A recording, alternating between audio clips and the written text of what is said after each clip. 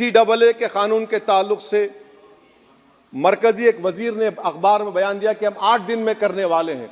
आप 8 दिन में करेंगे, 8 दिन में एहतजाज शुरू होगा मुल्क के कोने कोने में। आप CAA को मजहब से खत्म कर दीजिए, मजहब से जोड़ेंगे तो आपका इरादा बुरा है। आप भारत की अक़लियतों को, भारत के मुसलमानों को, दलितों को आप परेशान करने का आपका इरादा है। सर, दूसरी बात यह है कि CAA के खिलाफ क्यों हम हैं? क्योंकि सीमांचल के मुसलमान को आप बांग्लादेशी कहते हैं। कोई मिनिस्टर मुझे कहता है कि घुसपैठी है, रोहिंग्या है। तो CAA को मजहब से जोड़ना गलत था, उसको निकालिए।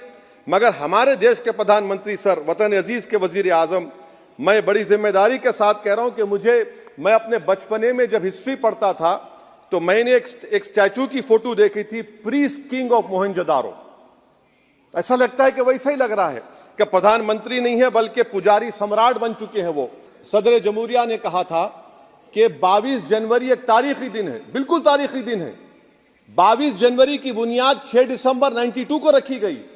22 जनवरी की बुनियाद 86 में ताले खोलकर रखी गई। 22 जनवरी की बुनियाद जीबी पंत ने रखी थी, इसीलिए तारीखी दिन है। और तारीखी दिन इसलिए भी है कि सर, इसी ऐवान में 16 दिसंबर 1992 को हमने एक रेजोल्यूशन पास किया था। आप बताइए कि आज इस मुल्क में चाहे कोई सेकुलर पार्टी का हो या जो भी हो, वाले सब सेकुलर है, बुरा मैं हूं, किसी में हिम्मत नहीं है कि 6 दिसंबर की बात की जाए। और वो तारीखी दिन इसलिए भी है सर, इंसाफ करने वालों में एक NCLT के चेयरमैन, एक गवर्नर और एक नामजद शुदा रुकने पार्लियामेंट बैठे हुए थे। अब आप बताइए मेरे पास बचा क्या है?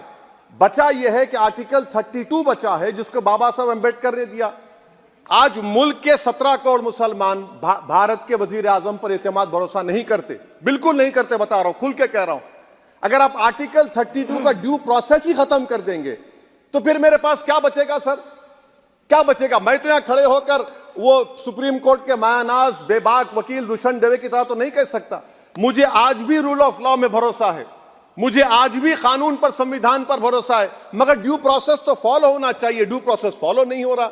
एक तारीखी दिन 22 जनवरी था, एक तारीखी दिन 31 जनवरी था। सर, रात के अंधेरे में अपील किए बगैर आप आरे लेकर रास्ता खोल देते हैं। क्या पैगाम दे रहे हैं सर? 600 साल की मेहरौली की मस्जिद को बगैर को नोटिस दिए आपने डिमोलिश कर दिया। मैं जिम्मेदारी के साथ कह रहा हूं कि भारत के प्रधानमंत्री और उनकी सरकार भारत के मुसलमानों से उनकी शनाख्त को छीनना चाहते हैं। ख्वाजा अजमेरी के आस्थाने पर चादर बिछाइए, मगर आप जो चादर मुझसे छीनना चाह रहे हैं, मेरी मस्जिद है, आप हर मस्जिद को छीनना चाहते हैं।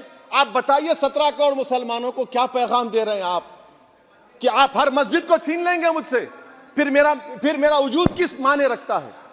मेरा शनाख्त क्या माने रखता है?